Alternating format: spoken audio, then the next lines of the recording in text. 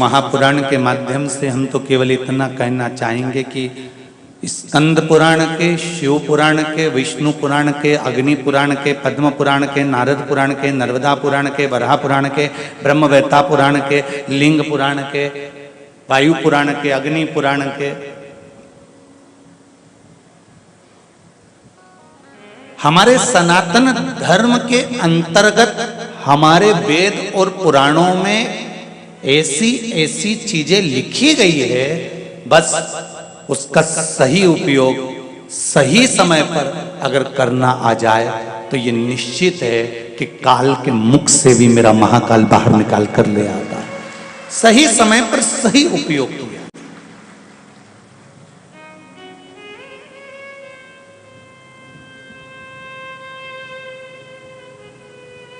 अकाल मृत्यु वो मरे जो काम करे चंडाल कर, काल उसका क्या बिगाड़े जो भक्त हो महा काल का। जो शिव की उपासना में लगा हुआ है, शंकर की जो आराधना में लगा हुआ है,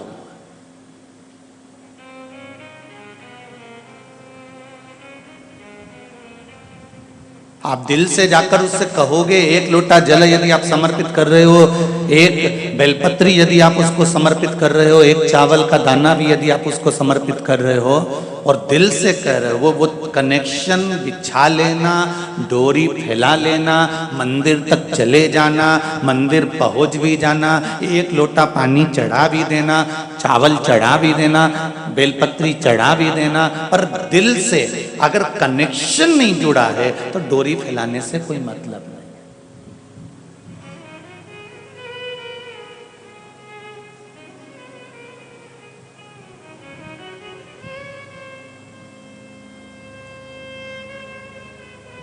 ढेर पत्र हैं पर सब पत्रों को हम नहीं पढ़ सकते, थोड़ा बहुत जो ध्यान में आ जाता है पढ़कर बोल देते। कनेक्शन कुछ अच्छा जोड़ने का प्रयास करिए। शिव मंदिर में जब भी जाना तो ये सोचकर मत जाना कि मैं भगवान के पास जा रही हूं। शंकर जी के दरवाजे पर जब भी जाना तो ये मत सोचकर जाना कि मैं परमात्मा के पास जा रही हूं। जितने लोग आस्था चैनल पर कथा सुन रहे हैं, जितने फेसबुक यूट्यूब पर कथा सुन रहे हैं और जितने इस पावन पंडाल में कथा सुन रहे हैं, शंकर जी के मंदिर में हमें भगवान मानकर नहीं जाना है, शिव के मंदिर में हमें परमात्मा मानकर नहीं जाना है। शिव के मंदिर में तो हम जैसे अपने घर के बड़ों से कहते हैं, तो जैसे कहा कि पिताजी घाटा लग गया, तो पिताजी को मालूम पड़ा कि मेरे बेटे को घाटा लग गया, तो पिताजी क्या करेंगे, ले ये सामान ले जा, ये बेचिया, ये जमीन है तो चिंता मत कर, मैं संभाल लूंगा, तो टेंशन मत ले, घाटा लग गया ना, चिंता करने की जरूरत नहीं है, रोग आ गया ना, कोई चिंता करने की जरूरत नहीं है, पेट दुख रहा है ना, माँ कहती चिंता करने की जरूरत नहीं है, मैं बैठी हूं ना, मैं देख लूंगी, तो चिंता मत कर। उसी तरह जैसे हम अपने घर के बड़ों के पास जाकर बैठते हैं, उसी तरह परमात्मा के मंदिर में, शिव के मंदिर में भगवान नहीं, परमात्मा नहीं, हमारे घर का, इस मृत्यु लोक का, हमारे परिवार का कोई बुजुर्ग वहां बैठा है, उससे जाकर हमें अपने दिल की बात कहना है,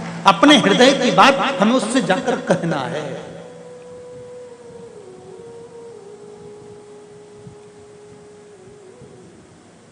और जब दिल की बात आप उससे जाकर कह दोगे, अपने हृदय की बात जब आप उससे जाकर कह दोगे, तो ये सत्य है, ये आनंद है कि शिव सुनेगा।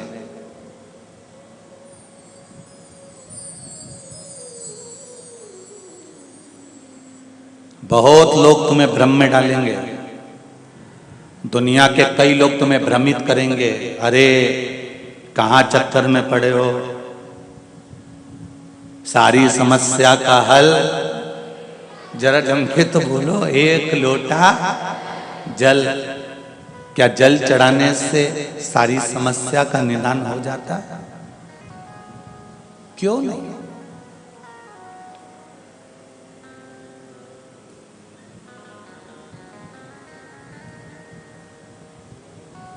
मरने वाले व्यक्ति को गंगा जल क्यों पिलाया जाता है? बोलो रे जरा, ये पीली साड़ी वाली दीदी को दे दो, हाँ दे दो, हाँ दे दो।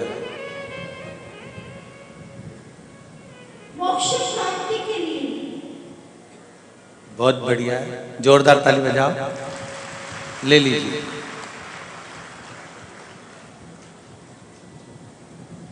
अब अपने को कैसे मालूम कि मोक्ष मिल गया? फिर भी हमने अपनी मन की संतुष्टि के लिए मर रहा है, अंतिम सांसें चल रही है, प्राण छूट रहे हैं, तो जल पिला दो, गंगा जल, मुख में तुलसी का दल दे दो, मोक्ष मिल जाएगा। विश्वास रखकर, भरोसा रखकर कि गंगा के जल में वो बल है कि कितना बड़ा भी पापी जीव होगा, मुख में जल जाएगा और इसको मोक्ष मिल जाएगा। ये विश्वास पर दिया गया।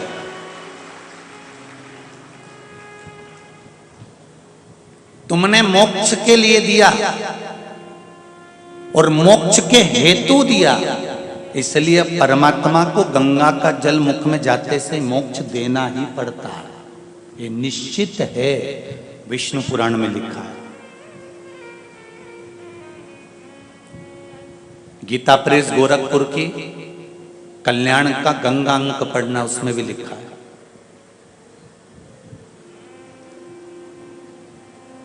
उसी तरह जैसे तुम्हारा सिर दुख रहा है, डॉक्टर ने तुमको गोली दी, गोली को कैसे मालूम कि सिर में ही जाके फिट होना है?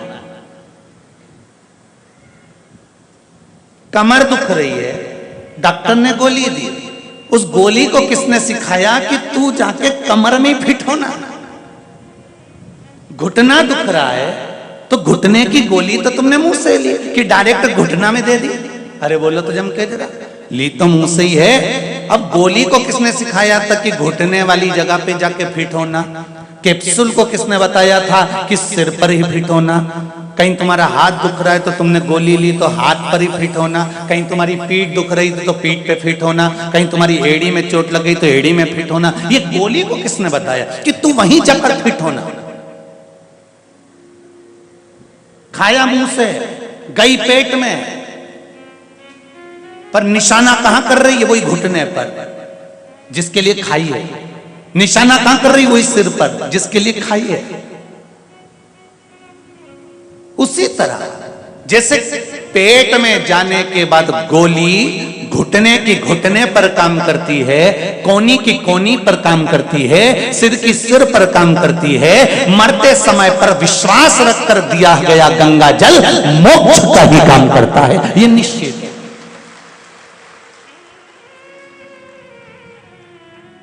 ये बिल्कुल निश्चित था।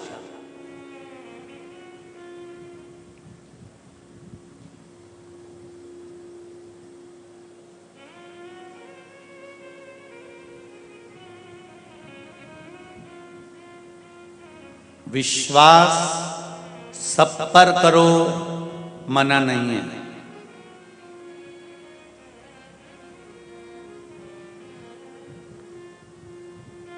पर भरोसे एक के ही रहो, वो है मेरा देव अधिदेव महादेव, वो मेरा विश्वास सब पर करो। अगर विश्वास नहीं करोगे तो काम ही नहीं होगा। एक फैक्ट्री, अगर कोई व्यक्ति फैक्ट्री डालता है तो वहां पर जो नौकर काम करते हैं, चाकर काम करते हैं, सेवक काम करते हैं, तो मालिक को उन पर विश्वास करना ही पड़ता है। भले वो 2 रुपए निकाल रहे हो, 4 रुपए निकाल रहा है, मालिक को मालूम है कि इसमें से ठन्नी गायब हुई है, मालिक को मालूम है कि इसमें से चवन्नी गई है, मालिक को मालूम है कि इसमें से सामान गया है, पर मालिक को विश्वास करना ही पड़ेगा। काम कौन करेगा? नहीं, विश्वास रखकर चलना पड़ता। उसी तरह विश्वास सब पर करो, पर भरोसा उस शंकर पर, मेरे मालिक पर, मेरे देव अधिदेव महादेव पर करना कि भरोसा तुझ पर है। विश्वास में भले सब पर कर लूंगा, पर इतना भरोसा है कि तू मुझे डूबने नहीं देगा, तू मुझे निकाल कर बाहर कर देगा। ये भरोसा है।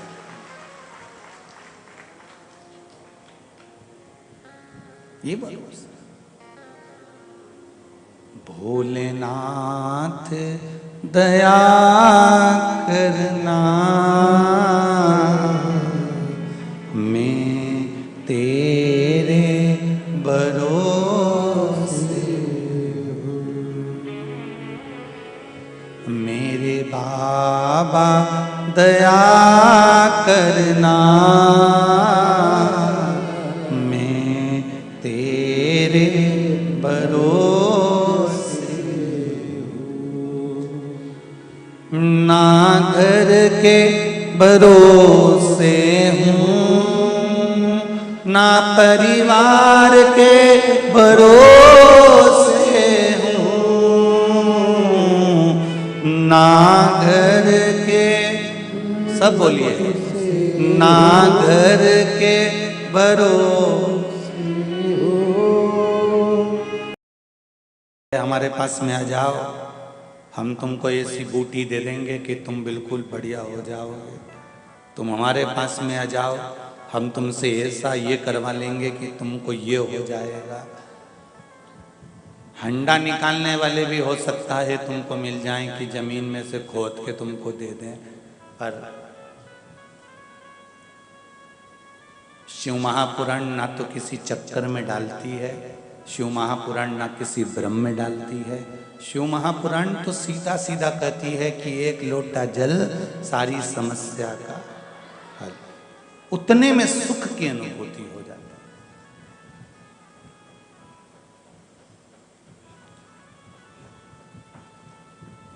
बस विश्वास रखकर जो किया जाएगा वो श्रेष्ठ होगा। कल कथा में अपन ने श्रवण करा था, इंद्रदेव ने विश्वरूपा जी का वध कर दिया था और विश्वरूपा जी का सिर काट दिया था और ब्राह्मण हत्या माथे चढ़ गई थी, तो 4 स्थान पर ब्राह्मण हत्या को बांट दिया गया था। पहला पृथ्वी को बंजर भाग, वृक्ष में गोंद, दूसरा जल को, जल के ऊपर फेन, तीसरा अग्नि को, अग्नि के ऊपर नीली लपट, चौथे नंबर पर स्त्री को रजस्वला होना, ये ब्राह्मण हत्या का अंश दे दिया गया।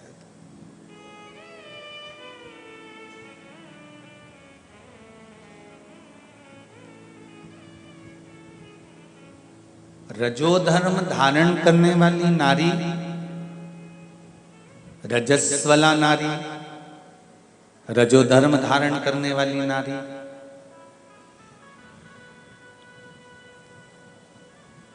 5 दिन, 4 दिन, 3 दिन, 7 दिन बन सके, जितना बन सके, क्योंकि आज के ज़माने में बाहर सिटियों में, बाहर शहरों में बहुएं रहती हैं, घर में केवल पति है, पत्नी है, छोटे बच्चे हैं, काम कौन करे, तो माताएं उस समय पर भी भोजन का निर्माण कर लेती हैं, बना लेती हैं और पति को खिला देती हैं।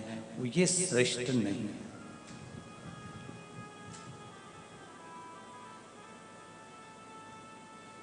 रजोधर्म के समय पर, जिस समय पर ब्राह्मण हत्या लगी हुई होती है, ब्राह्मण हत्या का समय होता है, ब्राह्मण हत्या का उस समय पर रजोधर्म का समय होता है, उस समय प्रयास करें कि भगवान की जो पूजन हम कर रहे होते हैं, भोजन का निर्माण हम कर रहे होते हैं, वो हम ना करें।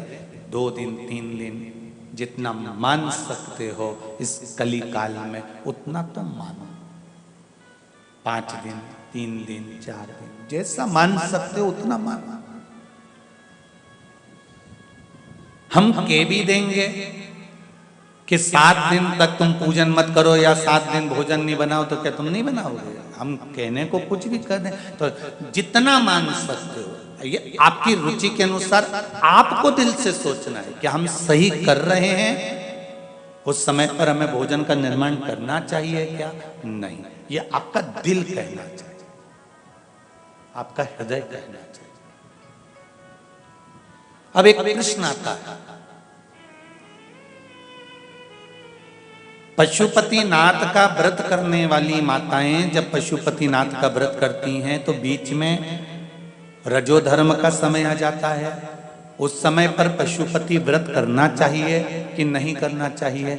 शिव महापुराण की कथा कहती है, और पहले भी आपको कहा, शंकर जी के मंदिर नहीं जाओगे, दिए नहीं लगाओगे, प्रसाद के 3 हिस्से नहीं करोगे और उस दिन शंकर के मंदिर में जाकर पूजन नहीं करोगे। हाँ, व्रत रखना पड़ेगा। एक समय भोजन जो आप करते आए हो, ये हो सकता है कि शाम का भोजन तुम सुबह कर सकते हो, पर नियम उसका क्रम ना टूटे, इसलिए व्रत रखना जरूरी होता है, उसमें पूजन नहीं। अब एक प्रश्न और खड़ा हो जाता है, शायद कल के उस पृष्ठ पर होगा, ध्यान नहीं आ रहा है, कि रजो धर्म के समय पर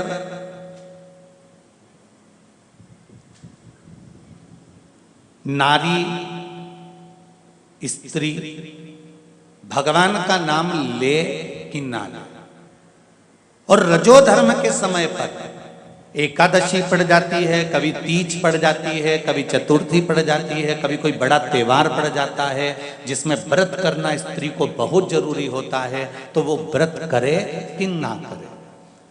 अगर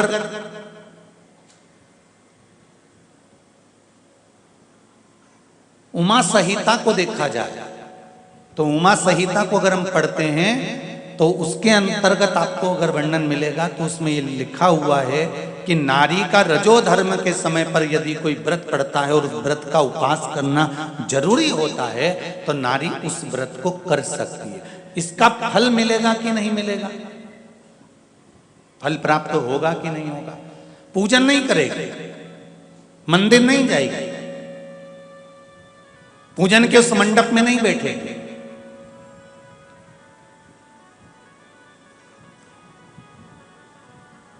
पर यदि व्रत धारण कर लेती है और व्रत धारण करने के बाद में जब उसके 7 दिन पूर्ण हो जाते हैं तो 7 दिन पूर्ण होते से भले उसकी जेठानी ने पूजन करी, भले उसकी देवरानी ने पूजन करी, भले उसके परिवार वालों ने पूजन करी, ननन ने पूजन करी, उसने पूजन नहीं करी, पर उसने व्रत धारण करा है, और व्रत धारण करा तो 7 दिन जैसे पूर्ण होते हैं, परिवार का व्यक्ति जिस तीज की पूजन को, चतुर्थी की पूजन को, छठ की पूजन को, सप्तमी की पूजन को, नवमी की पूजन को कर रहा होता है, उस पूजन का फल 7 दिन बाद इसके खाते में भी आ ही जाता है अगर व्रत रखती है।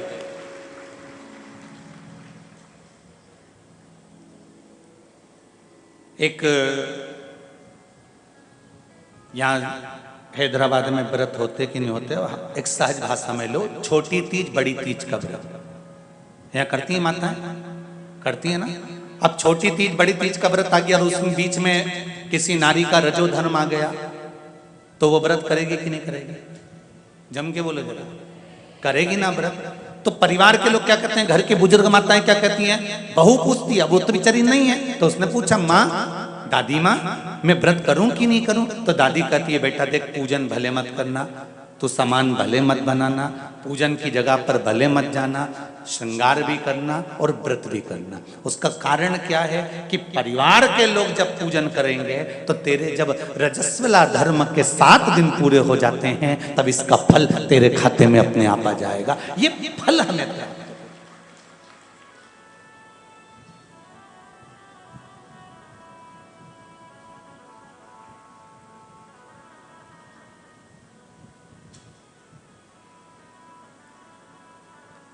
और सरल भाषा में समझ लो जीजियो,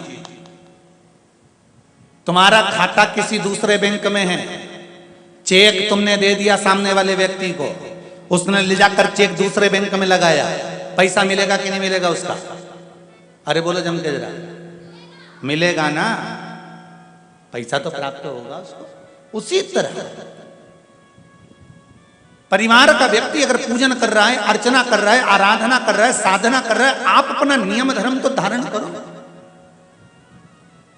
आप उस नियम से चलो, उसका फल मिलेगा। शंभु शरणे मांगू घड़ी रे दुख का दया करी ने दर्शन, फल जरूर मिलेगा। और यदि आज नहीं मिला तो कल मिलेगा, और मिलेगा जरूर।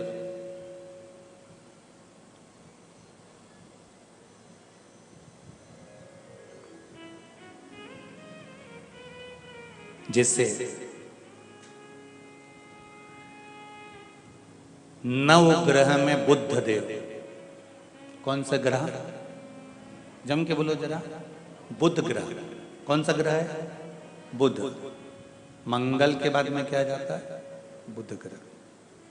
बुध ग्रह की धर्मपत्नी का नाम क्या है? इला देवी। क्या नाम है उनकी पत्नी का? इला देवी।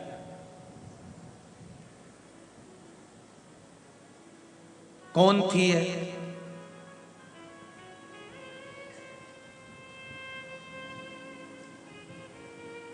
कौन थी? इसका नाम था इल। इला तो बाद में पड़ा, इसका नाम था इल। और बुध चंद्र के भी पुत्र कहला रहे हैं, बृहस्पति के भी पुत्र कहला रहे हैं। और ये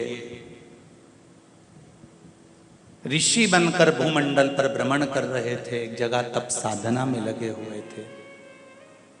एक जगह पर भगवान शंकर माता पार्वती के साथ में विराजमान थे। दोनों बैठे हुए लौकिक चर्चाएं कर रहे थे।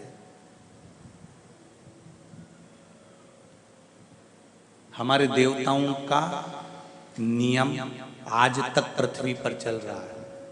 पति पत्नी अगर एक कमरे में बैठकर बात कर रहे हों तो दरवाजे को नॉक कर कर, कुंडी बजाकर, बोलकर, बेल बजाकर, घंटी बजाकर तब अंदर प्रवेश करना चाहिए। ये शिव महापुराण की कथा कर रहे हैं।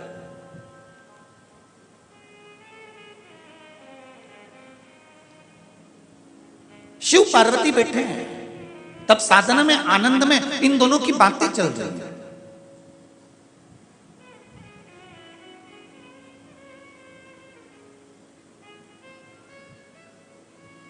और जब आपस में पति पत्नी बात कर रहे हो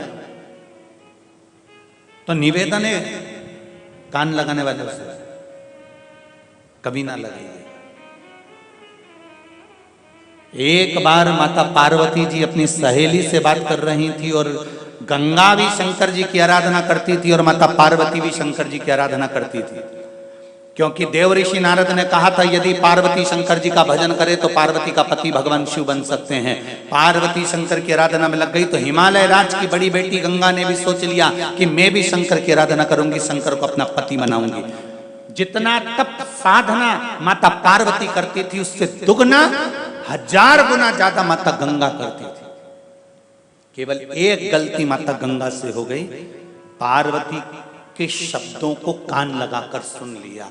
पार्वती जी अपनी सहेली से कह रही थी जब कोई संत अपने दरवाजे से निकल कर जाता है तो एक लोटा पानी उस पर फेंक कर मार दो, संत प्रसन्न हो जाता है, आशीर्वाद दे जाता है। तो पार्वती ने अपनी सहेली से कहा कल मुझे अगर कोई संत मिला तो एक लोटा पानी मैं उस संत पर फेंकूंगी तो मुझे आशीर्वाद देंगे, जिससे मेरा शंकर जी से शादी हो जाएगा, विवाह हो जाएगा। गंगा जी ने कान लगाकर सुन लिया, सुना। और गंगा जी ने क्या देखा, सामने से निकलकर दुर्वासा बाबा निकल कर जा रहे थे, साधु संत निकल कर जा रहे थे और उस समय पर गंगा जी ने एक लोटा पानी भरकर संत पर डाल दिया। संत को क्रोध आ गया। क्रोध आते से कहा गंगा तो हिमालय राज की बड़ी बेटी होने के बाद तुझमें विवेक नहीं, बुद्धि नहीं, तेरी चित्त वृत्ति नहीं, तूने एक संत का अपमान करा है। गंगा मैं तुझे श्राप देता हूं कि स्त्री का शरीर छोड़कर तू पानी के रूप में बहेगी। वो गंगा जो स्त्री के स्वरूप में थी, पार्वती की बड़ी बहन थी, उसको गंगा को जल बनना पड़ा केवल कान लगाने के चक्कर में।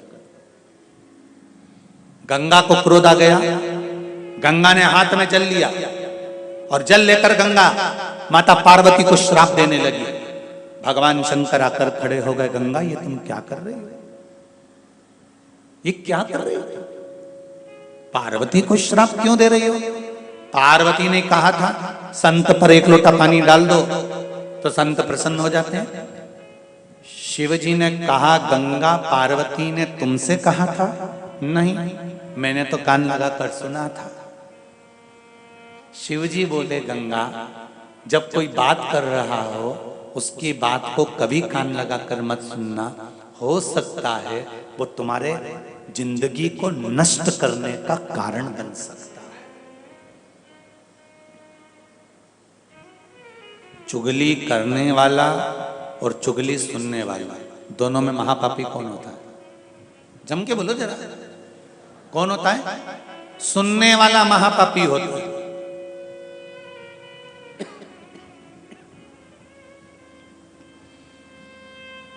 चुगली करने वाले से ज्यादा महापापी है चुगली सुनने वाले। जरा सी चुगली भगवान विष्णु ने सुन ली थी और उनका सिर कट के घोड़े का मुंह लगना पड़ा था। जरा सी चुगली सुनी थी, केवल जरा सी। कौन सा अवतार था? हयग्रीव अवतार। चुगली सुनने के चक्कर में जरा सी चुगली भगवान विष्णु ने सुनी और उनको घोड़े का मुंह लगा, हयग्रीव अवतार हुआ। जरा सी चुगली माता लक्ष्मी ने सुनी और उनको घोड़ी बनना पड़ा, अश्विनी बनना पड़ा। माता लक्ष्मी को भी घोड़ी का रूप धरना पड़ा जरा सी चुगली के चक्कर में।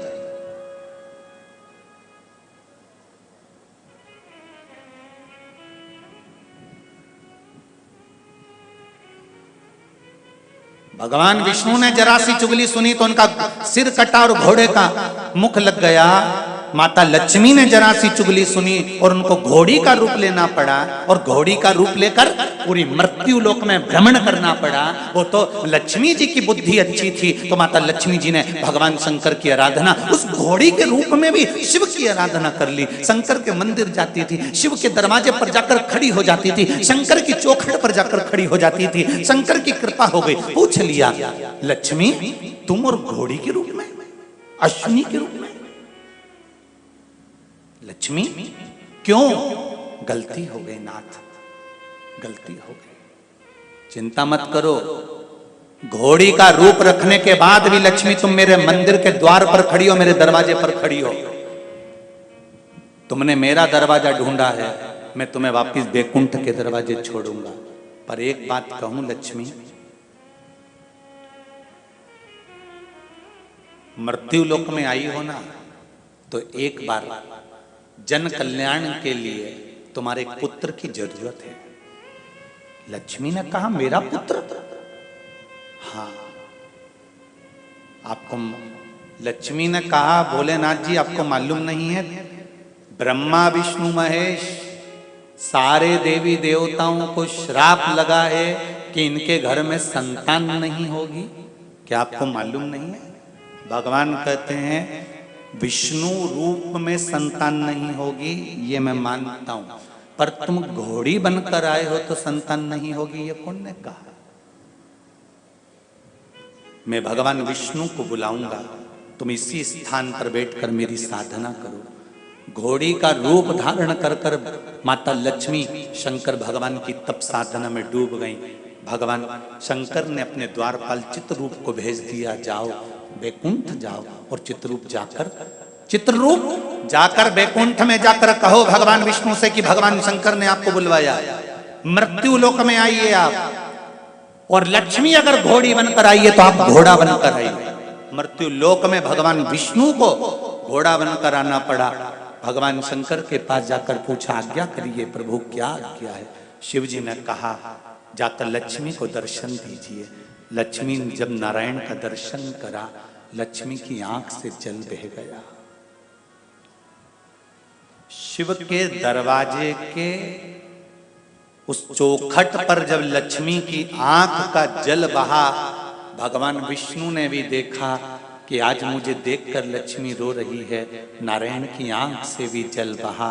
उन दोनों जल को मेरे देव अधिदेव महादेव ने हाथ में एकत्रित करा और शिव चौखट पर डाल दिया, जिससे लक्ष्मी जी का एक पुत्र उत्पन्न हो गया जिसका नाम था एक वीर। क्या नाम था? एक वीर। क्या नाम था? एक वीर। लक्ष्मी जी का पुत्र उत्पन्न हो गया।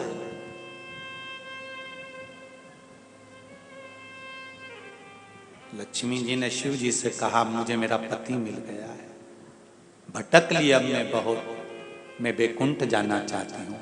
शंकर भगवान ने कहा इसी पुत्र की तो जरूरत थी संसार सागर में, इसको तुम यहीं छोड़ दीजिए। लक्ष्मी जी कहती हैं इस घने जंगल में अपने पुत्र को छोड़कर जाऊंगी?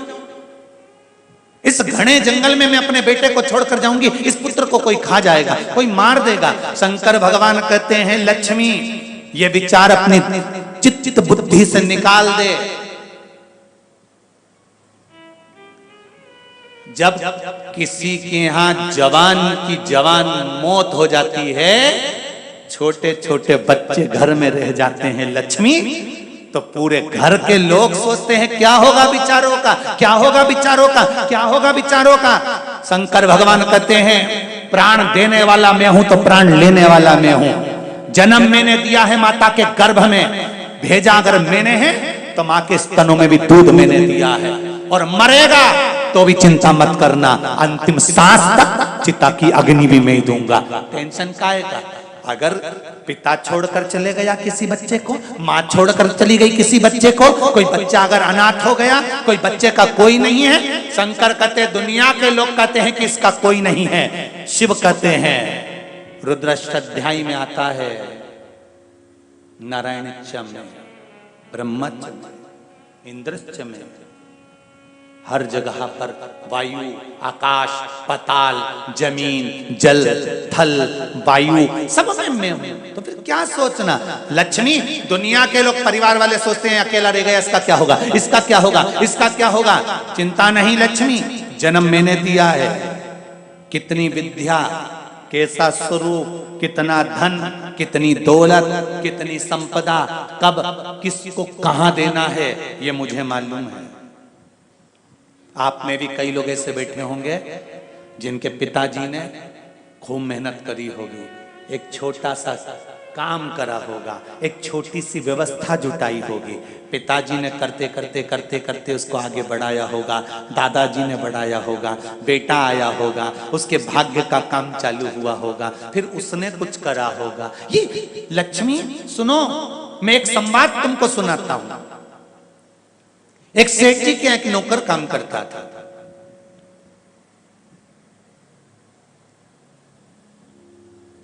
दो दिन तक नौकर काम पर नहीं आया।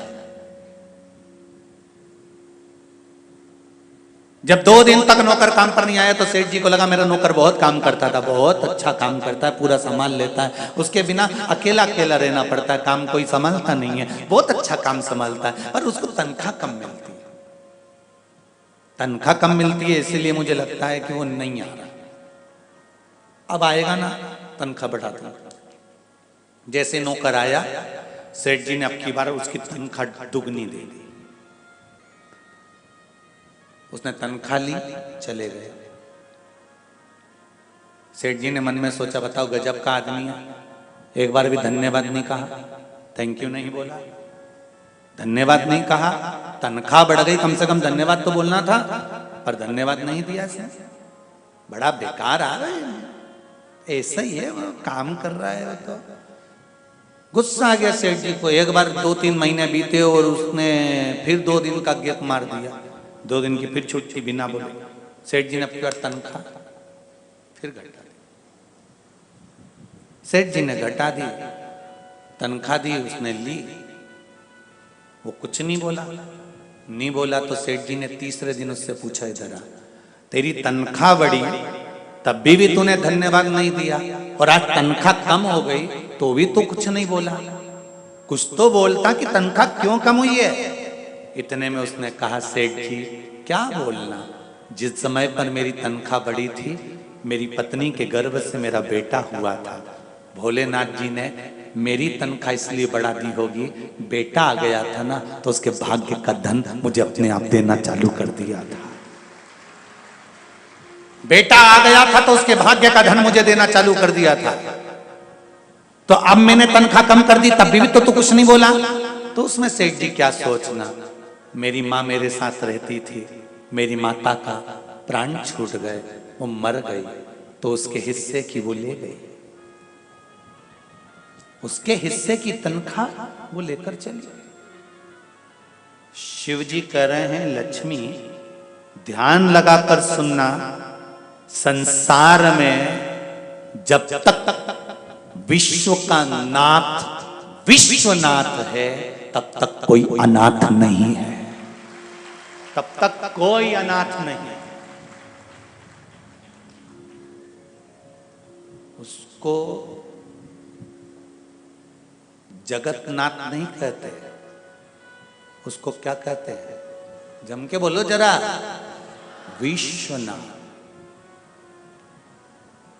एक स्थान का नाथ नहीं है वो, एक जगह का राजा नहीं है वो। शंकर भगवान कह रहे हैं पार्वती, इस मृत्यु लोक में जब तक विश्व का नाथ है तब तक दुनिया का कोई अनाथ नहीं है। मैं बैठा हूं, मैं विराजमान हूं।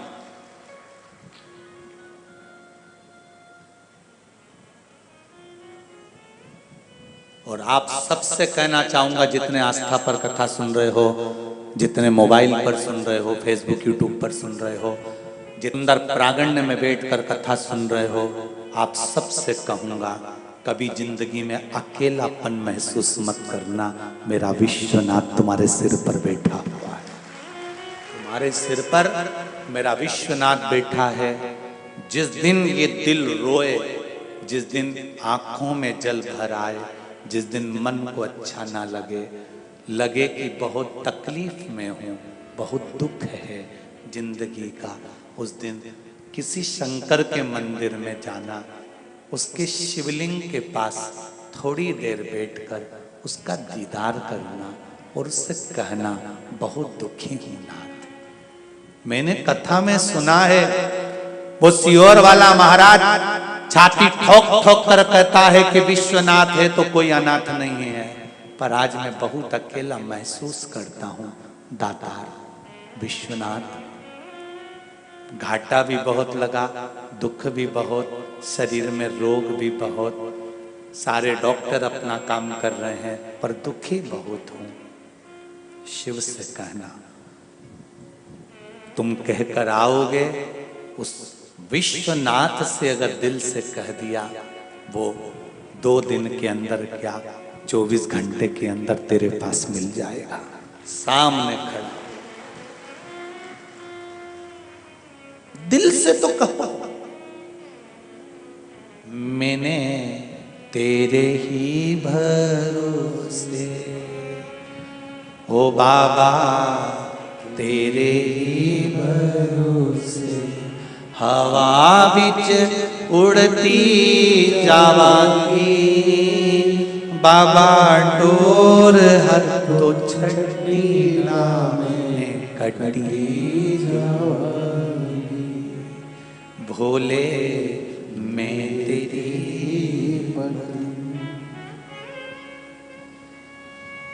बड़ी मुश्किल से नाल मिलिया, मैनू तेरा दवारा है, ओ बाबा तेरा दवारा है, तेरे सिवाय कौन?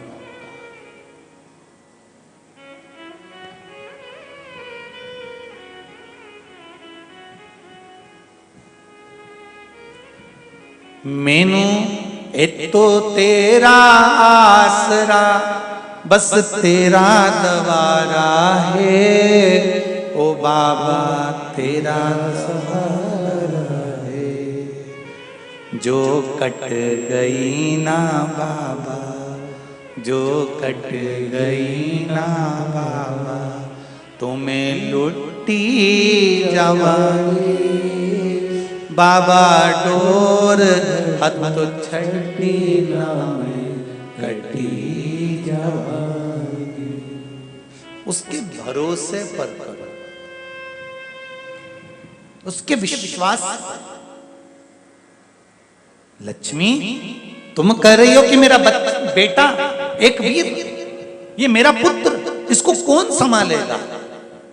शिव जी कहते हैं तू यहां से जाएगी, संभालने वाला यहां खड़ा मिल जाएगा, तू जा। गए लक्ष्मी और नारायण, विवर्त मनु के पुत्र आए, उन्होंने बालक को उठाया, उनके घर में संतान नहीं थी, पाल पोस कर बड़ा करा। वो एक वीर शिव का उपासक निकला, भगवान शंकर की आराधना करना और सृष्टि का संचार करना। क्यों रोए?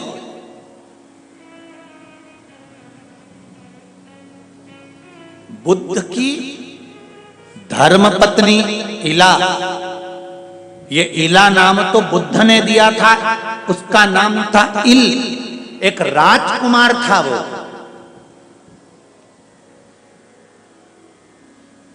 शिव महापुराण हमको सिखाती है कि घर में अगर पति पत्नी बात कर रहे हो, कोई एकांत में बैठकर बात कर रहा है, हमें इससे मतलब नहीं रखना कि वो हमारे लिए बात कर रहा है। कईयों की सोच ऐसी लगी रहती है, 24 घंटा वो यही सोचते हैं, वो दोनों बात कर रहे हैं मेरे बारे में बोल रहे होंगे, वो दोनों बात कर रही हैं मेरे बारे में बोल रही होंगी, वो होटल पे दोनों बैठी हैं मेरे बारे में बोल रही होंगी, वो ऐसा कर रही है मेरे बारे में बोल रही होंगी। ये वही सोचता है जो दूसरे की बात दिन भर करता है। नीला चश्मा लगाओगे तो जगत नीला नजर आएगा, पीला लगाओगे तो पीला नजर आएगा, काला लगाओगे तो काला नजर आएगा, सफेद लगाओगे सफेद नजर आएगा। जैसी तुम्हारी सोच होगी सामने वाला व्यक्ति वैसे नजर आएगा। तुम दूसरे की बात करते होगे, इसलिए हर व्यक्ति तुम्हारी को ऐसा लगता है कि वो मेरी बात कर रहा होगा। तुम बात करना छोड़ दो, सामने वाला अच्छा नजर आना प्रारंभ हो जाएगा। जाती रही भावना जैसी, आगे बोल दो, प्रभु मूरत देखी दिन तैसी। ये आपके ऊपर। एक छोटी सी कान लगाकर बात सुनी थी और गंगा जी को जल बनना पड़ा, माता गंगा को जल बनना पड़ा, तो भी गंगा बिलक बिलक के रो रही है कि मुझसे गलती हो गई, अब क्षमा कर दो। शंकर भगवान बोले क्या चाहती है? सर गंगा जी बोलती हैं कि मैं आपको पति बनाना चाहती थी। शंकर भगवान बोले पर मैं तुझको पत्नी नहीं बना सकता था गंगा, मैं तुझको धर्मपत्नी नहीं बना सकता था। गंगा कहती है मैंने कौन सी कमी छोड़ दी आपकी सेवा में?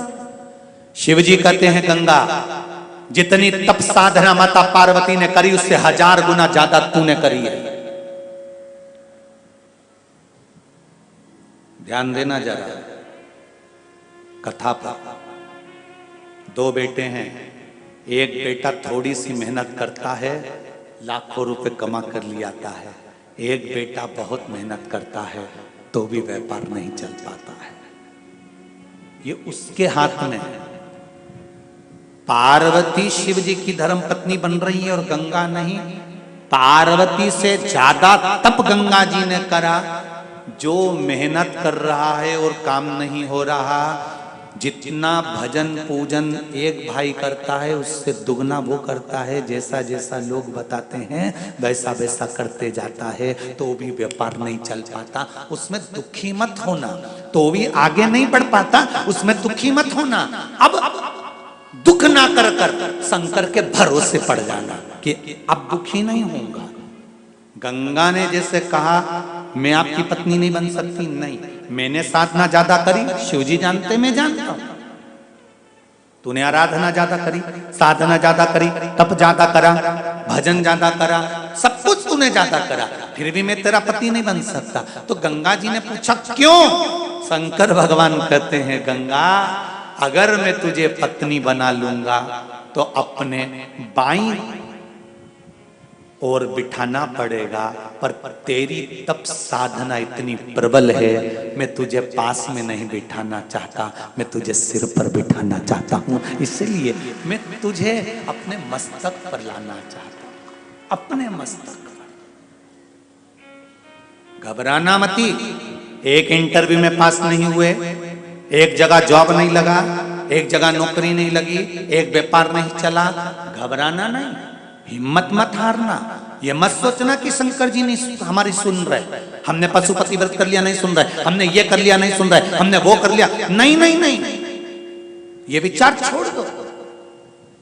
सब कुछ करने के बाद भी अगर दुख पीछा नहीं छोड़ रहा, शिव जी ने कुछ अच्छा सोच कर रखा होगा कि बाजू में नहीं बिठाऊंगा तुझे सिर पर बिठाऊंगा, कुछ अच्छा सोच। हिम्मत मत हारना, उस परमात्मा के भरोसे रहना। की बात कर बुद्ध की धर्म पत्नी इला, जिसका नाम था इल, युवराज थे। शिव पार्वती एक स्थान पर बैठकर आपस में बात कर रहे थे, ऋषियों का आगमन हो गया। ऋषिवर आए, और जब ऋषियों का आगमन हुआ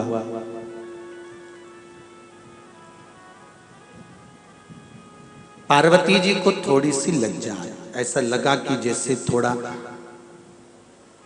कि मैं अपने पति से बात कर रही हूं और इतने में ऋषियों का आगमन हो गया।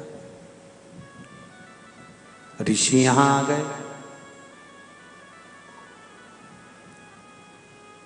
एकदम पार्वती मैया शिव जी पे जो पास में बैठी हुई थी उनसे थोड़ी दूरी बनाई।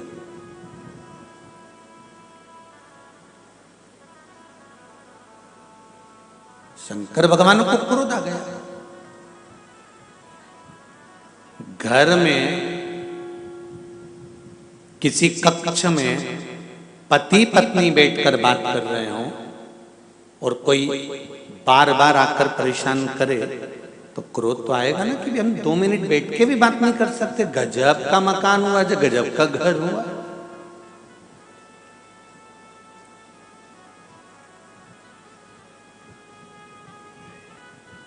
कम से कम थोड़ी देर बैठकर हम भगवान का भजन कर रहे हैं या बात कर रहे हैं या चर्चा कर रहे हैं या कोई विषय निकालकर बात चल रही है तो फिर आना नहीं चाहिए।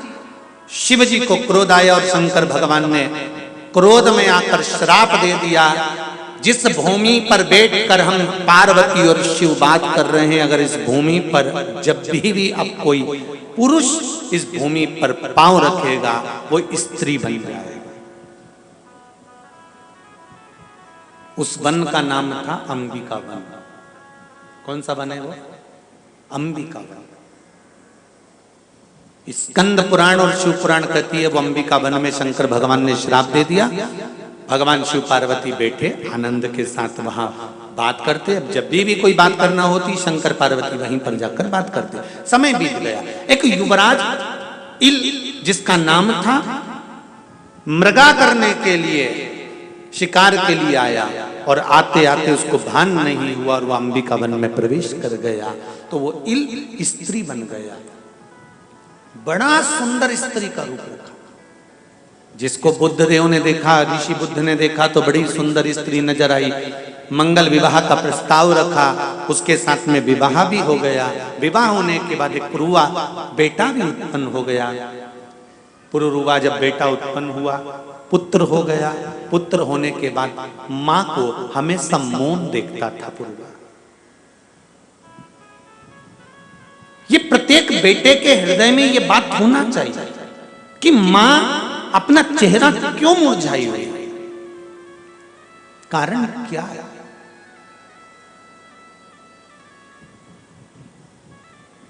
किस कारण से चेहरे पर रौनक नहीं है, किस कारण से चेहरे पर प्रसन्नता नहीं है, ये पुत्र को ध्यान होना चाहिए कि मेरी माँ आज मौन क्यों है, माँ आज बात क्यों नहीं कर रही, इनके चेहरे पर प्रसन्नता क्यों नहीं है, क्या कारण है। माता के पास बैठकर पूछूं तो सही। और आज इला के पुत्र ने पूछ लिया पुरुवा ने, माँ क्या बात है, तू मौन क्यों रहती है। जब से मेरा जन्म हुआ मैं तुझे देख रहा हूँ माँ, तेरे चेहरे पर प्रसन्नता नहीं है। माँ ने कहा बेटा मैं स्त्री के स्वरूप में आ गई, मैं पुरुष था, इल मेरा नाम था। शिव जी ने जिस भूमि पर श्राप दिया था मुझे मालूम नहीं था, उस भूमि पर मैंने प्रवेश कर लिया, इसलिए मैं स्त्री बन गया। तेरे पिताजी के साथ में मेरा विवाह हो गया, तुम्हारा जन्म हो गया। तो माँ बोल तू क्या चाहती है। इला ने कहा एक बार मैं अपने उसी स्वरूप में वापस जाना चाहता हूं। पुरुष था मैं, वापिस पुरुष बनना चाहता हूं। एक बार बस मुझे अपना स्वरूप मिल जाए, बस इतनी मेरी कामना है। क्योंकि श्रापित भूमि पर मेरा यह हाल हुआ है, उस श्राप से मुक्त होना चाहता हूं। मां तो चिंता मत करना। इला का पुत्र पुरुवा शंकर भगवान का पार्थिव शिवलिंग का निर्माण करने लगा और उसकी आराधना करने लगा। इतनी आराधना पुरुवा ने करी, इतनी आराधना करी, इतनी आराधना करी, शंकर भगवान को प्रकट होना पड़ा। पुरुवा क्या चाहते हो।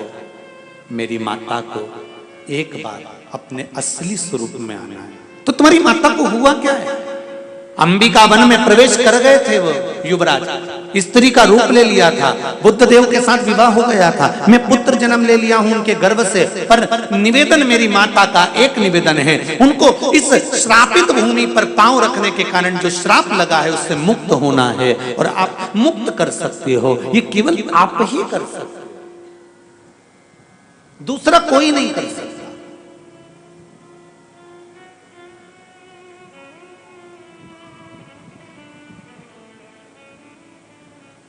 भारत की भूमि पर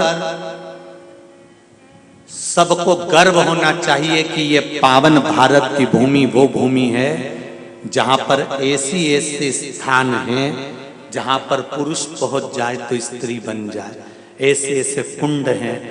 ब्रज 84 कोस की यात्रा किस किसने करी है, जरा हाथ उठाएंगे। ब्रज 84 कोस करिए। ब्रज 84 कोस की यात्रा में एक कुंड आता है बरसाना के पास में, देह कुंड। करें दर्शन, 84 कोस की यात्रा में आता है देह कुंड, करें। देह कुंड आता है। इस देह कुंड का मतलब क्या होता है? एक बार राजा कंस अपनी सेना को लेकर आ गया बरसाने में, और बरसाने में पहुंचा तो राधा रानी को मालूम पड़ गया कि कंस आया है, वो भी कृष्ण को ढूंढने आया है। राधा जी ने कहा रुक जा, इसको बड़ा अहंकार है ना अपने राजपाट का, तो रुक जा। और राधा रानी ने अपनी सहेलियों को भेजा कि पकड़ लो उसको और ले जाकर देह कुंड में स्नान करा दो। देह कुंड में जैसे ही राजा कंस का स्नान हुआ, उसके सैनिकों का स्नान हुआ, सबने गोपी का रूप धारण कर लिया, सारी की सारी स्त्री हो गई। राधा जी उसको पकड़ के ले गई और अपने घर में बर्तन मांजने में लगा दिया।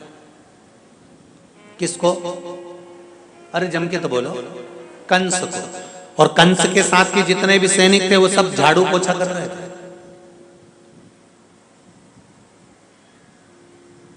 कंस रोज बर्तन मांजता राधा रानी के दरवाजे के, रोज झाड़ू लगाता, पोछा लगाता, सीढ़ी साफ करता, सब कुछ करता। बड़ा थक गया। एक दिन कंस ने राधा जी के चरण छूकर कहा, तुम्हारी सौगंध खाकर कहता हूं दूसरी बार बरसाना नहीं आऊंगा, वापिस छोड़ दो, कभी नहीं आऊंगा, तुम्हारे चरण की सौगंध खा। राधा जी बोली अभी रुक जा, स्वेटर बनाना रह गया है, वो भी तो तू ही बनाएगा, कपड़े सिलना रह गया, वो भी तू ही सिलेगा, झाड़ू तू कर, बर्तन तू कर, भोजन तू बना। कंस परास्त हो गया, राधा जी से विनय कर कर थक गया। तब राधा जी ने कहा, कंस बरसाना के क्षेत्र में अगर तू प्रवेश करेगा तो वापिस गोपी बन जाएगा, जा निकल जा बाहर। उस दिन कंस बरसाना छोड़कर भाग गया, कभी बरसाने में नहीं आया कंस, कभी भी।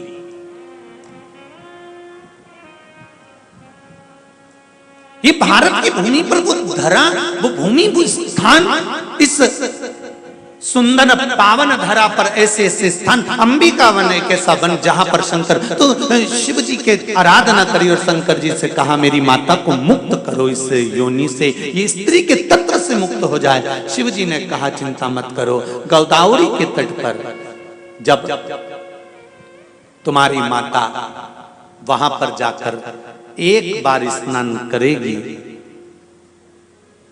गोदावरी गंगा का जब स्नान करेगी तब उसके शरीर से स्त्री तत्व चले जाएगा। गोदावरी गंगा का स्नान जब इला ने करा तो 3 धार अलग अलग बह गई। आज भी गोदावरी की त्रिवेणी संगम उसका प्रमाण है। और इला इल बन गया, शिव जी के चरणों में पड़ गया, प्रभु आपके सिवाय कोई नहीं जो वापिस मुझे अपना ले। शंकर भगवान ने कहा क्या चाहते हो? आपकी सेवा में लगना चाहता हूँ। शिव जी ने कहा मेरे गण बनकर आ जाओ और मेरे कैलाश धाम पहुंच जाओ। ये शिव लाखों के दुखड़े जो तू हर गया डमरू वाले, तो मेरे दुखड़ों को देखकर क्यों डर गया डमरू वाले। शंकर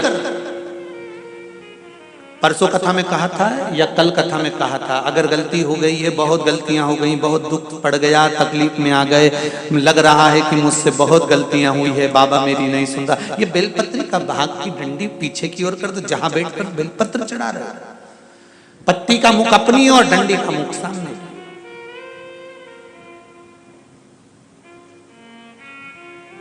शिव की कुछ आराधना है, मेरे भोले बाबा की कुछ आराधना है। संसार के लोगों से निवेदन है, जितने आस्था पर सुन रहे हो, फेसबुक यूट्यूब पर सुन रहे हो, जितने पंडाल में सुन रहे हो, ये दिल से अगर शिव से मांगा है तो शिव देता। ये पत्र आया, देखो एक पत्र बड़ा सुंदर।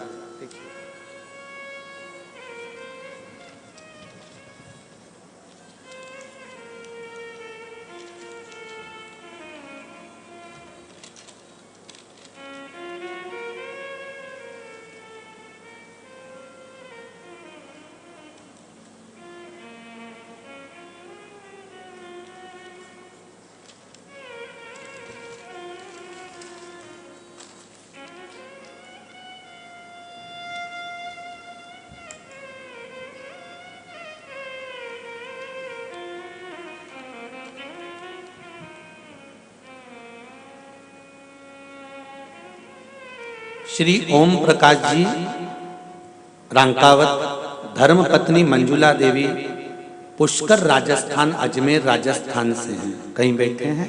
आप ही दोनों हैं? हाथ हिलाइए एक बार, हर हर महादेव। राजस्थान से हैं। शिव महापुराण की कथा श्रवण करने साथ अमरई शमशाबाद में केवल शिव कृपा का धन्यवाद करने के लिए हम यहाँ पर आए हैं। बायती जी पूरे बायती परिवार को धन्यवाद दे रहे हैं। पुष्कर राजस्थान से आए हैं। केवल इस कथा को धन्यवाद देने के लिए आए हैं। धन्यवाद हृदय से करने के लिए आए हैं। आपकी कथा को श्रद्धा व विश्वास पूर्ण श्रवण करते हैं। आप द्वारा श्रवण शिव रात्रि को विधि पूर्वक पूजन की, जैसा आपने बताया था शिवरात्रि की पूजन का, वैसा हमने किया। मेरा हार्ट का ऑपरेशन होना था, फेफड़े में हार्ट बंद रहा था।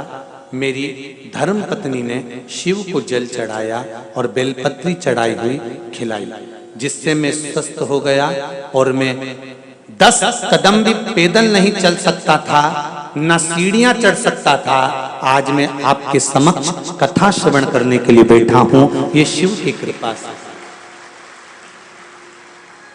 बैठिए ओम प्रकाश रामाकांत जी, बहुत बहुत साधुवाद। बाबा शंकर की आप पर कृपा हुई। हार्ट की जांच भी कराई है, हार्ट में कोई ब्लॉकेज नहीं है, ये आपने पत्र में लिखा है। शिव कृपा इसको कहते हैं। अकाल मृत्यु वो मरे जो काम करे चंडाल का, काल उसका क्या बिगाड़े जो भक्त हो महा काल का। इसको शिव आराधना कहते हैं। एक पत्र और बेटी ने लिखा है, देखिए।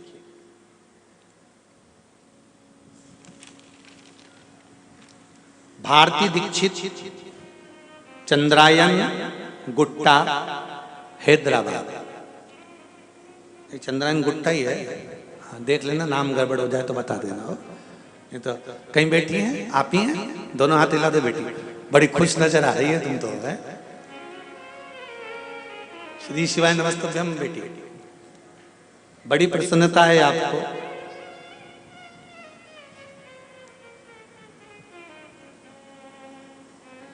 माइक पहुंचाऊं क्या? इतनी प्रसन्नता में तो जरा माइक पर सुनना चाहूंगा। देना जरा माइक पहुंचा, ये बेटी को जरा पहुंचाओ माइक। हाँ, बढ़ाते जाओ, एक दूसरे को देते जाओ, जल्दी जल्दी। मुझे तो ऐसा लग रहा है जैसे तिजोरी का खजाना तेरे को मिल गया बाबू। बधाई हो। हर हर महादेव। पहुंचाओ पहुंचाओ।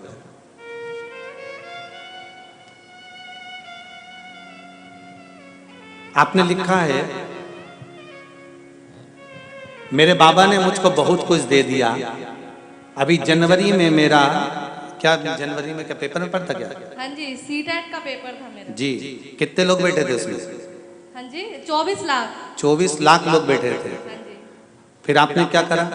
मैं तो कुछ भी नहीं किया, बस शाम को पेपर से एक दिन पहले शाम को बाबा के पास गई और रोल नंबर था वो मैंने रखा उनके चरणों में और बोला, रोल नंबर नहीं रखी है? जय हो। उनके चरणों में समर्पित करके कहा कि बाबा मेरे को पास कराना आपकी जिम्मेदारी है।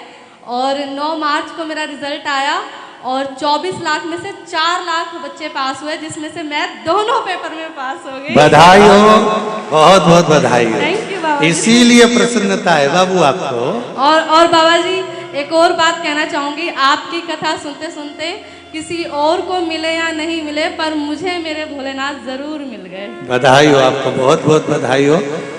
आपने इसमें लिखा है कि मैं कथा तो सुन रही थी पर एड्रेस नहीं मालूम था। हाँ जी बाबा जी, मैं जिस दिन से मैं दिल्ली गई हुई थी और दिल्ली में मुझे पता चला कि हैदराबाद में कथा है और मेरे हस्बैंड यहीं जॉब करते हैं, तो 28 तारीख को हम यहाँ वापस आए और फिर उसके बाद मुझे लग रहा था कि कैसे जाऊँगी कथा में, पर कुबेरेश्वर धाम इतना फ़ोन किया। पहले दिन कथा वाले दिन भी मैंने वहाँ फ़ोन किया तो बोले मैडम हमारे पास भी कोई एड्रेस नहीं है। और फिर दूसरे दिन की कथा में जब आपने पूरा एड्रेस बताया तो मेरे घर के बाहर बारिश हो रही थी और मेरी आंखों से भी आंसू गिरे जा रहे थे कि आप मैं जरूर जाऊंगी। बाबा की कृपा हुई, बाबा ने आपको यहाँ बुलाया। थैंक यू बाबा जी। ये पूरा एड्रेस जो दिखवाया है ना, ये बाहेती जी ने लिखवाया हो। बाहेती जी बोले गुरुजी वो एड्रेस नहीं बोल पा रहे हो भवन का। बाबा जी जिस दिन से मुझे पता चला कि यहाँ पे कथा है तो मैंने घर में हल्ला मचा रखा था कि मेरे बाबा मुझसे मिलने आए हैदराबाद में और मैं जरूर जाऊंगी चाहे जाओ कुछ हो जाओ जाए। जाओ, बैठिए बैठिए, आपकी प्रसन्नता ऐसी बनी रहे। हर हर महादेव, बैठिए। शंभु शरणे पड़ी मांगू घड़ी रे घड़ी, दुख काटो दया करी निदर्शन आपो। शिव की कृपा होती है तब जाकर जीवन का कोई सुख हमको प्राप्त होता है। एक चित्त लगाकर, मन लगाकर, हृदय से, दिल से कहो तो उसको। बुद्ध ग्रह की धर्म पत्नी इला जो चाहती थी कि एक बार वापिस में इस श्राप की योनि से मुक्त हो जाऊं, उस श्रापित योनि से मुक्त होने के लिए पुत्र से कहा। पुत्र ने शिव की आराधना करी।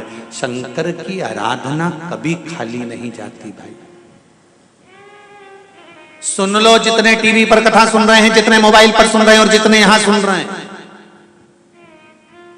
सारी दुनिया में दान करना, पुण्य करना, सत्कर्म करना, भजन करना, सारे व्रत करना, मरते समय तक हो सकता है वो सब समाप्त हो जाए।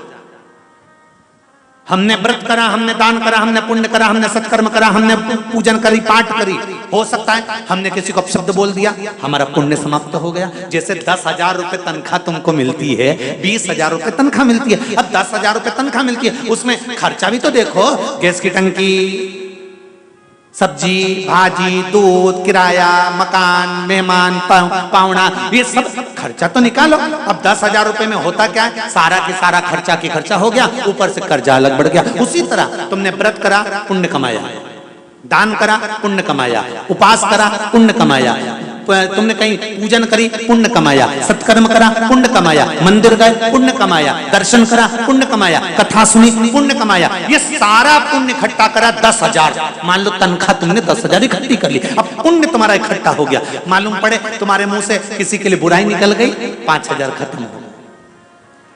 किसी को तुमने अपशब्द कह दिया, तुम्हारा 2,000 खत्म हो गया। तुमने किसी को गलत दृष्टि से देख लिया, तुम्हारा 1,000 खत्म हो गया। अब मरने के समय तक तुमने सब कुछ तो खत्म कर दिया, बचा क्या तुम्हारे पास बैकुंठ जाने के लिए? तो सारे व्रत, दान, पुण्य सारी दुनिया में कर लो, उसको समाप्त होने में देरी नहीं लगती। केवल एक दान, एक पुण्य, एक भजन शंकर का ऐसा होता है।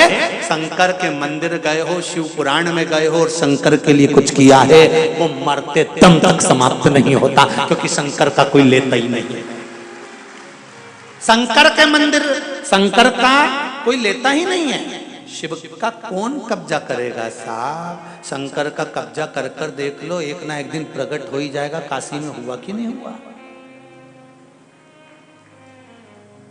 शिव का, लक्ष्मी जी को टेंशन था। लक्ष्मी जी एक बार भगवान विष्णु से बोली, तुम में और महादेव में बहुत अंतर है। एक बात तो है, ये तो पक्की है, शंकर भगवान रोज अपनी धर्म पत्नी को घुमाने ले जाते हैं, पार्वती को नंदी पे बिठा के प्रतिदिन शाम को 4 बजे से 7 बजे तक घूमने जाते हैं। और एक तुम हो, दिन भर कमाने में लगे रहते, मेरे को कहीं लेके नहीं जाते।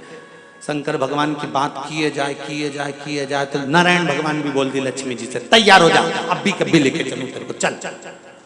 और लक्ष्मी जी तैयार होने गई और तैयार होके आई, दरवाजे बंद करे, खिड़की बंद करी, सारा गैस चूल्हा सब बंद कर कुरा के तब आई तो रात हो गई। भगवान बोले चल। लक्ष्मी जी बोली अब तो अंधेरा हो गया, अब कहाँ चलें, अब कल चलेंगे। भगवान बोले ठीक है। तो लक्ष्मी जी ने भगवान विष्णु से पूछा, एक बात बता, ये शंकर जी पार्वती से बोलते हैं चल, और पार्वती तुरंत चल देती है, कहीं ताला चाबी लगाने की भी जरूरत नहीं। भगवान विष्णु बोले दरवाजे होए तो लगाए। शंकर भगवान के कैलाश पे दरवाजे ही कहाँ है? तो घर में कोई सामान तो होगा ना, कोई चोरी कर ले जाए तो। शंकर भगवान विष्णु बोले चोरी का काम ही नहीं है। शंकर भगवान जब पार्वती जी के साथ जाते हैं, गले में से बब्बा को छोड़ के दरवाजे पे छोड़ जाते हैं, किसी के बाप में दमो तो घुस जा प्रवेश कर। बब्बा बैठे हैं दरवाजे पर, जाओ अंदर। तो कोई सामान तो होगा इनके घर में कि कुछ भी नहीं है। शंकर भगवान कपड़े पहनते नहीं है, तो धोने का लफड़ा भी नहीं और प्रेस भी नहीं। ठीक है। भोजन तो कि वो तो आकड़िया की रोटी बनाई, काकड़िया की साग, पर से माता पार्वती जी पावे भोला ना। वो तो अलमस्त रहते हैं, खाया सो खाया, नहीं खाया सो नहीं खाया। तो स्नान तो की जरूरत ही नहीं, गंगा 24 घंटे बहती रहती है, जरूरत ही नहीं, शावर ऊपर से चालू है।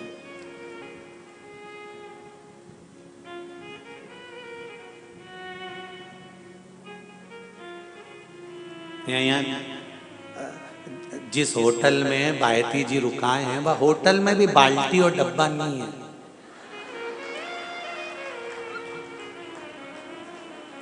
अब क्यों बोलो तो क्यों बायती जी? अब हमने पूछा भाई बाल्टी और डब्बा कहाँ है नहाने का? तो गुरु जी यहाँ बाल्टी और डब्बे का काम ही नहीं है। तो हमने कहा नहाते भी है कि नहीं नहाते? नहीं, सावर लगा बस, इस दबा निकली जा। फिर पूछा यहाँ साबुन कपड़ा धोने का नहावे का? तो कि की भी जरूरत नहीं है, ये डब्बा लगा, की बटन दबा साबुन। हमने कहा बताओ गजब का काम कर रखा है, सवेरे सवेरे भी डब्बे से भीख मांगो, दे दे भैया, ये तो तरीका। अच्छा हैदराबाद हुआ दादा, शिव कृपा है, आनंद है। अब शिव तत्व को जाने, उसके द्वार, उसके दरवाजे, उसकी चौखट पर दिल से जाइए, हृदय से। इला इल बन गया, शिव जी को धन्यवाद दिया कि तुम्हारे सिवा कोई मुझे अपना नहीं सकता। शंकर जी ने कहा मेरे गण बन जाओ, जाओ। कोई सुनेगा ना सुनेगा, अगर दिल से मेरे महादेव से कहा है तो ये विश्वास मानकर चलना, मेरा महादेव सुनेगा जरूर, झोली भरेगा जरूर जरूर। एक माता जी ने लिखा है कि हम कुबेरेश्वर धाम गए थे, कुबेरेश्वर धाम से हम वहां से रुद्राक्ष लेकर आए और उसका हमने स्मरण किया, उस रुद्राक्ष का जल पिया, स्वास्थ्य ठीक हुआ। हमारा निवेदन केवल इतना है, दिल से शंकर भगवान की अगर आराधना करी है तो वो दिल से सुनता भी है और देता भी है। एक लोटा जल सारी समस्या का हल, केवल एक लोटे जल में वो बल होता है।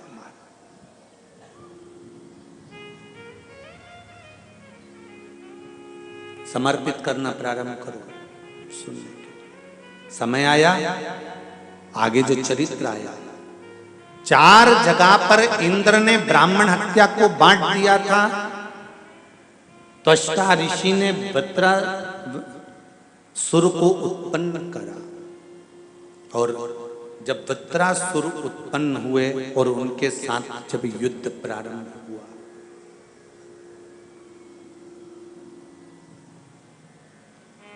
बड़ा विकराल है वृत्रासुर, जिसको त्वष्टा ऋषि ने यज्ञ से उत्पन्न करा,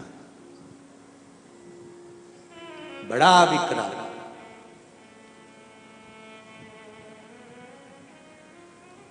जब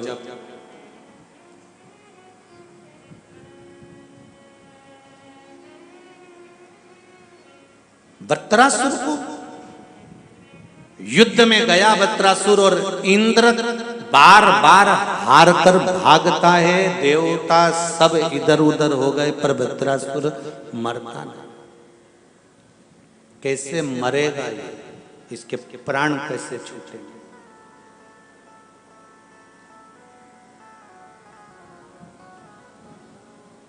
इंद्र गए बृहस्पति महाराज के पास में, प्रभु ये वृत्रासुर कैसे मरेगा आप बताओ। भगवान ने कहा एक काम करो, प्रदोष काल में जिस समय पर सूर्य अस्त हो रहा हो, सूर्य डूबने का जब समय हो, चंद्रमा के आने का जब समय हो, इन दोनों समय की जो गणना है ये प्रदोष कहलाती है। प्रदोष का मतलब होता है जिंदगी में करे हुए सारे दोषों को शंकर का नाम लेकर, शंकर की पूजन कर कर अपने दोष को शंकर को समर्पित कर देना, ये प्रदोष कहलाता है। कितने लोग हैं जो प्रदोष का व्रत करते हैं? रख लीजिए, बहुत बहुत धन्यवाद। ये प्रदोष कहलाता है।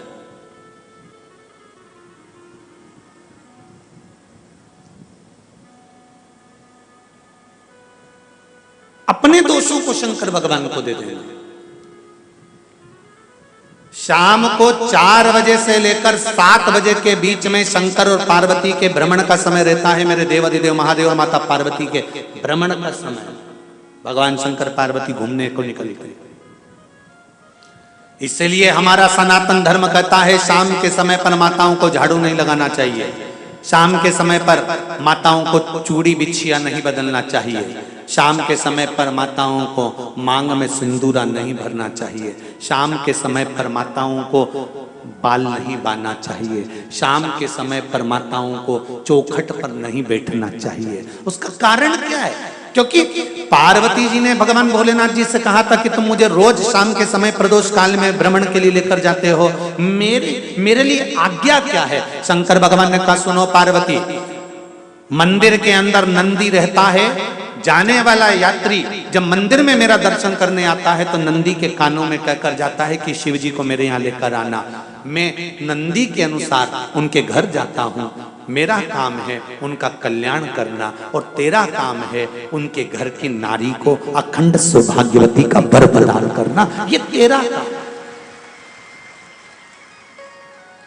तब पार्वती माता ने कहा अखंड सौभाग्यवती होने का वर मैं तो दे दूंगी, पर उस समय पर माताएं चूड़ी बदल रही होगी और हाथ से चूड़ी निकाल रही होगी तो मैं वर कैसे दे सकती हूँ? मांग भर रही होगी तो मैं वर कैसे दे सकती हूँ? उस समय पर चूड़ी बिछिया बदला जा रहा होगा तो मैं वर कैसे दे सकती हूँ? उस समय पर झाड़ू लग रही होगी तो मैं लक्ष्मी को वहां कैसे भेज सकती हूँ? आप बताओ। तो शंकर भगवान ने कहा प्रदोष का समय एक ऐसा समय होता है, शाम का समय ऐसा होता है जिस समय पर केवल शंकर और पार्वती की आराधना का समय होता है।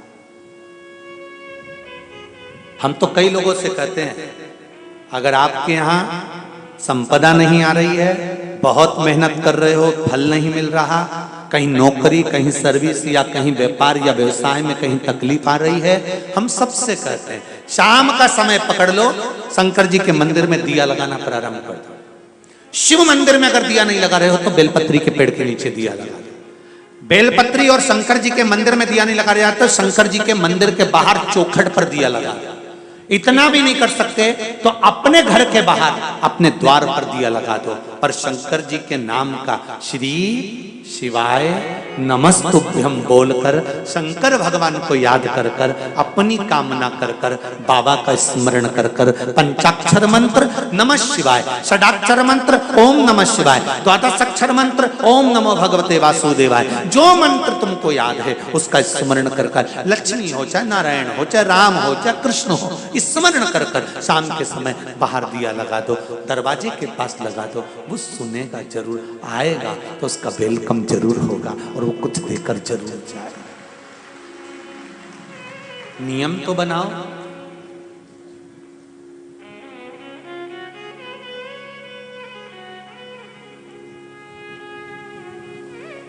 उसकी चौखट पर जाकर कहना प्रारंभ करो।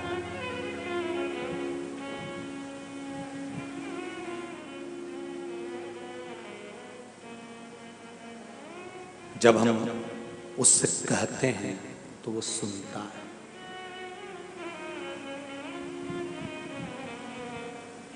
जब बोलोगे तो वो सुनेगा। अब बृहस्पति महाराज ने कहा कि शाम का समय जो प्रदोष का समय होता है उस समय पर इंद्रदेव तुम शंकर जी की आराधना करो।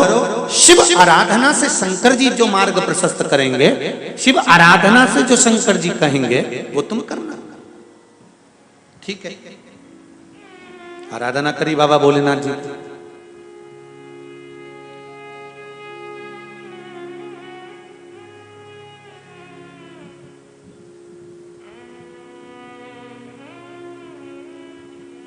मालूम नहीं था इंद्रदेव को।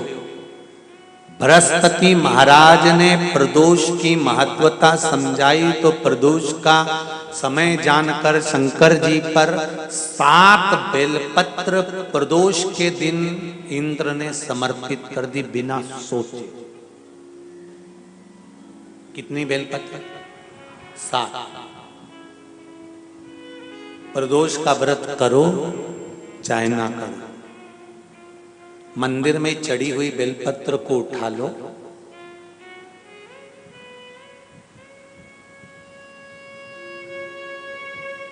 बेलपत्र का ब्रह्म कमल बना लो,